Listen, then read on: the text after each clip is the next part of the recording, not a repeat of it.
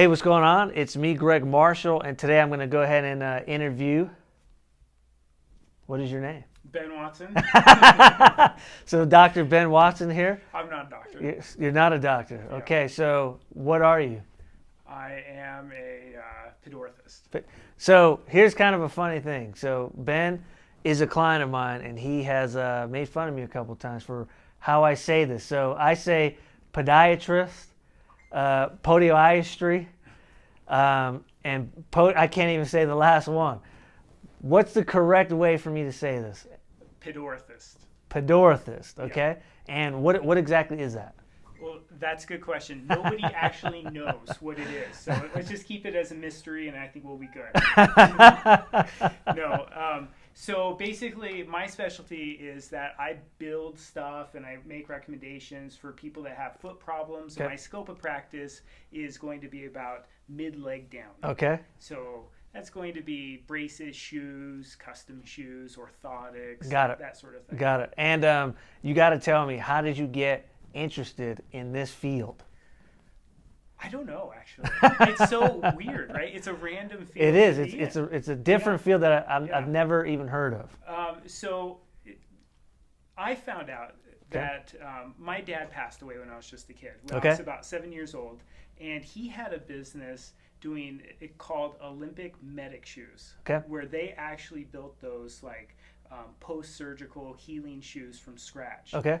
So maybe I sniffed too much glue or something when I was a kid. Maybe that's what it was. Yeah, and now it was in my blood, and it just kind of manifested itself because I certainly did. There was no time that I thought that, you know what, this is going to be what I'm going to go into, is work with feet. I don't think anyone ever thinks that. Right? Got it. Yep. But you just fall into things, and I worked for a company for selling shoes at first, right out of high school, and I was managing, and then I did some boot fitting, and after that, I started getting more into the medical side of things, got the board certification to become a Pedorthist, and did some apprenticeship underneath someone else, and then it just kind of changed over the years, and now I've been doing this.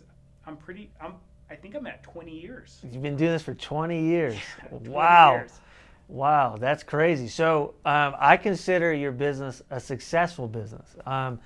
What are some of the types of clients that you've helped in the past? Because I remember you've told me that you've worked with some NFL guys, some NBA guys, some basketball players, things like that.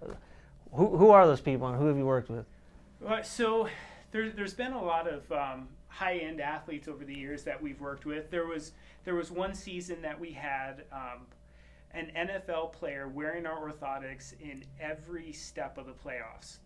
We had a player in a different team, and then we had the leading scorer in the nation in college basketball wearing our orthotics one year, and so there's been a lot of big names. I remember certain days where I'll see a variation of patients, like a professional athlete, and then like a cowboy will be the next patient.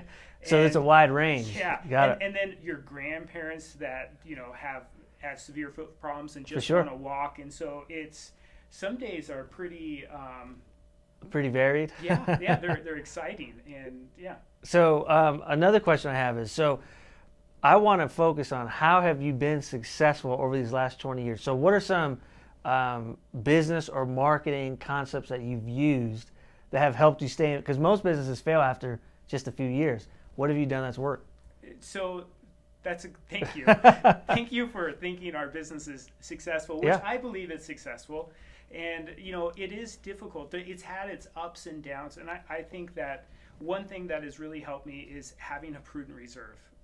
From the financial side of things, just preparing and making sure that you had cash in the bank to sustain it. Sustain it, because there's always going to be low spots. Got it. And then the other side of it is, we talk a lot about customer service and being just being a good business and treating the patient right.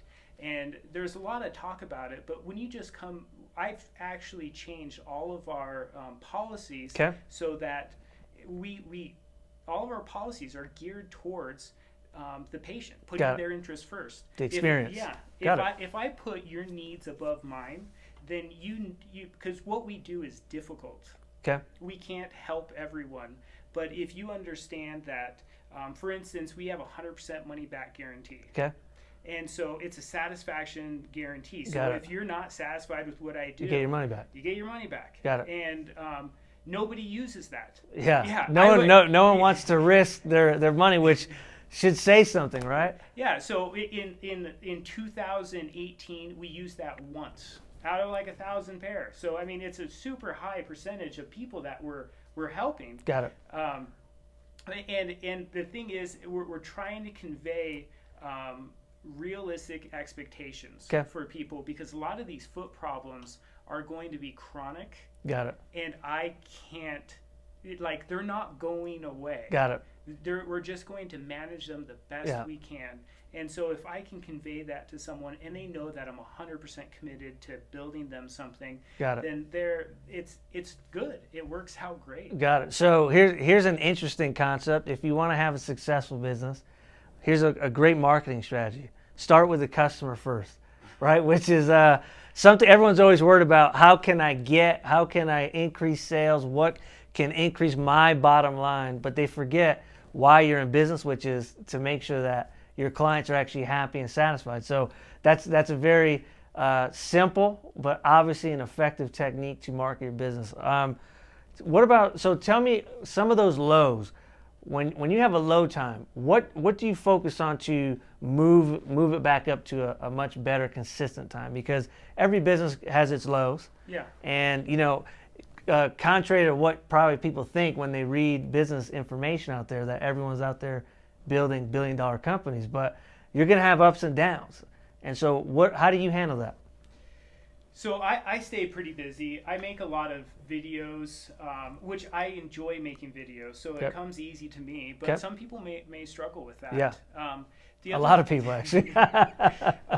I focus on the patient more. If I have more time, I'll just spend more time with patients. Got it. And so what we could have done in half an hour, we'll end up doing in an hour and talk more. Got it. So it actually is kind of interesting, because the patient seems to have a better experience when I spend more time and we just talk, and I get to know them better, and so I can actually understand their needs better. Got it. Got it. So when times are low, you focus on improving the experience and making sure that the customers like what's going on, right? Yeah, and that I'm actually meeting their needs. Got it. Because it's so easy to overlook someone's needs, especially if they're. So let's say that you can't walk without the devices that I make. Yep. Okay, so you have your everyday shoes, you have dress shoes, but what about at home? Yeah. So maybe I need to custom make some slippers or modify some slippers. And what about the middle of the night? Because things happen in the middle of the night. We got to get up. For sure. And if you can't walk without shoes, I need to address that. It's so easy to overlook that sort of thing. Got it. So so basically focusing just on making sure people are happy. And what about the high times? What have you done when things are going really well to help sustain it? The high times. So businesses are funny because oftentimes when you really have time and they're enjoyable, they're not profitable. You're losing money. Yeah. And when they're just a little too busy and you're just buried in work, then you're profitable, but you're not enjoying it. Yeah. So it's difficult. It's a balance. Yeah, it really is difficult. So when I'm busier, I really, really focus on not dropping the ball. Got it. It is so easy to just for something to slip underneath the cracks, and I think that's probably what makes the difference between good businesses and excellent businesses. Got it. Is the processes in place to make sure they're safeguarding, forgetting about their patients when they should be focusing on them. Absolutely. And then so luckily we have a lot of safeguards out there in our systems built in to where we hardly ever drop the ball on things. Got it. So what about social media? So you've been using social media marketing. What has been your most successful campaigns or your most successful efforts when it comes to social media marketing? So I really believe what this whole thing is relationships. And so I want to be part of this community in South Ogden and Weber County. And so I've been starting to actually post some of my personal videos with the family. For sure. And I make a lot of personal videos, and they're ridiculous and silly. And I actually started to make them for the kids. I have 2 kids. Parker's 4, Finley just turned 2. And I made the videos so that when they get older, they have something to watch. And so we have just these like little 1-minute, 2-minute videos that are just absolutely ridiculous. It's us doing silly things. For sure. And I'm getting better with the editing, so they're enjoyable for me to watch. Yeah. But I kind of think they may be enjoyable for other people to watch. For sure.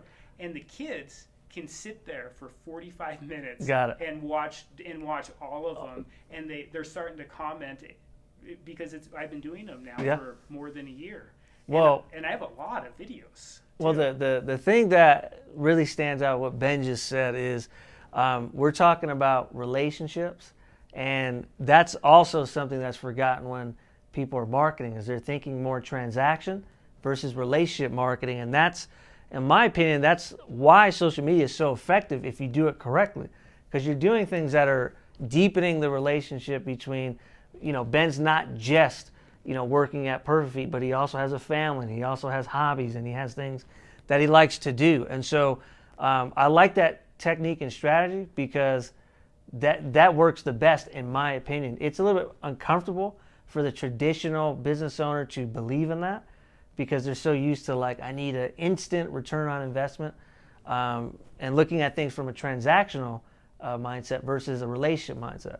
Yeah, if I'm part of I've been in this community now for coming up on 20 years. Yep. And which is crazy. And I love this community. I want to be part of this community, and so I started really changing over the last several years that if I really want to live here and be a contributing member of this community, I better act like it. Yeah. And so that's really changed my mindset on the business. And so I built a lot of orthotics for a lot of people in the neighborhoods close to me. And so I see these people walking. Yep. And the last thing I want to do is build something that doesn't work for someone. For sure. And have to see them walking. And so I like having a business that has integrity. Yep. That I'm proud of what we do. For sure. We offer a good product. And if we can't help you, we have that safeguard in place. Got it. So what about this? So initially, me being a marketer myself, did you have any challenges with the specific industry you're in and coming up with ideas on how you would use social media to market this? Was there ever a challenge or like, okay, it's easier, I think, to maybe do fitness or, things that people are constantly looking up and thinking about versus this is a very niche product or industry you're in. Did you have any challenges? Yeah, sure. Yeah, of course, yeah, definitely. It's been one big challenge, right? It's a never-ending challenge, but that's kind of I actually enjoy that aspect of it.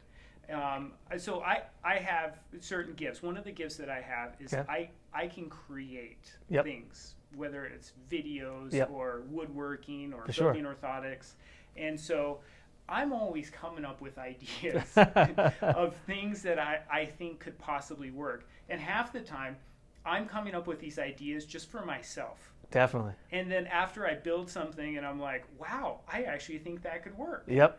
And then people should know about this. So then you put it out there. Yeah, then I put it out there. Got it. And so I'm creating, that's how the content with the kids started. Yep. I created that for me. Yeah. And it turns out that it's cool for other people too. Got it. Go ahead. No, I was going to actually say, what advice would you give others in industries where maybe they're very niche to creating content? Maybe if they're afraid to put themselves out there or they just don't feel like they have the creativity. Where do they start? Where do they begin? I think they hire you, man. Well, thank you for the plug. I like that. Yeah, I think honestly, Greg has done a lot for me and for Perfect Feet, and I really appreciate your help. Well, thank you. You're welcome. Yeah, and so I think that that would absolutely be a good start, is to hire you. Hire me. And it really doesn't take a lot. You can actually, with some of these platforms, you can do a lot with a very small budget. Definitely. And to be able to compete with larger companies. So. Well, I think a lot of it too. Here's a few tips that I would share, which is make sure your targeting is right. So know who you're trying to attract. The next thing is invest in video. If you're not doing video, video is one of the cheapest ways to get in front of more people and develop a deeper connection. Another tip that I would say is to make sure that you start small and kind of scale it up. So first figure out what works, and then run some ads and run some targeting so people can understand what it is you do, but also so you can get data on what is working, what is not working, so you can do more of the stuff that does work. But in my experience, the things that tend to work are very counterintuitive. So if it seems too logical to do as far as a marketing campaign, it probably won't work as well as if maybe something you think would be not logical, such as creating kid videos and using some of those to generate awareness.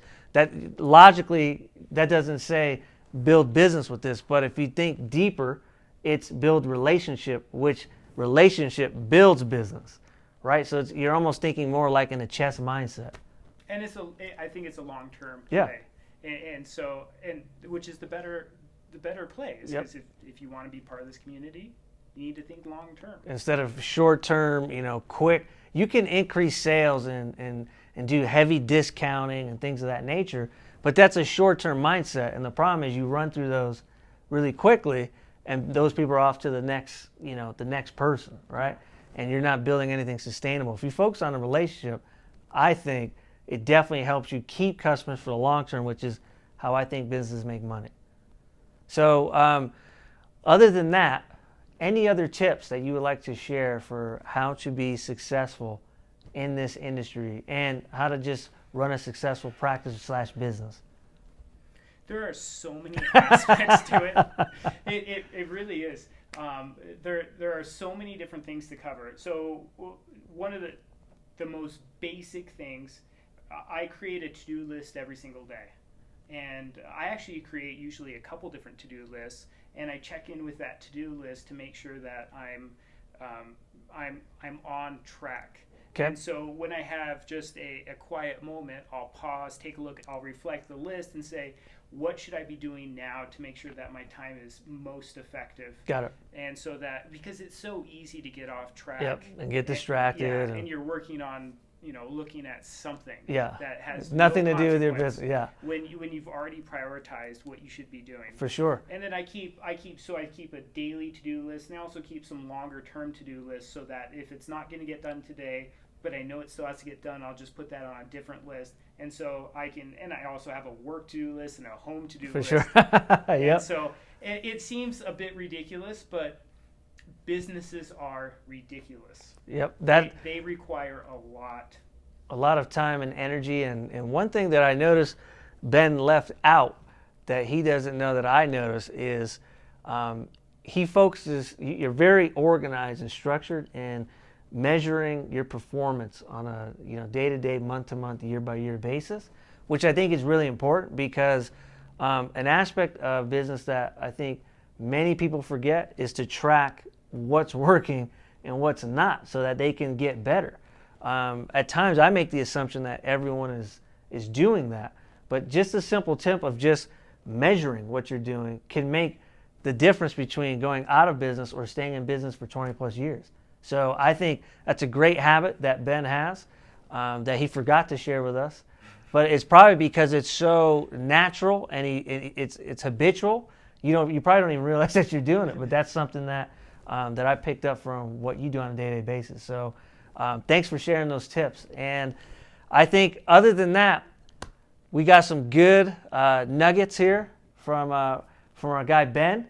running his successful business for 20 years. If you ever want to reach out, or if you do have problems with your feet, how do they reach out to you? perfectfeetforyou.com. There's a contact link on our website.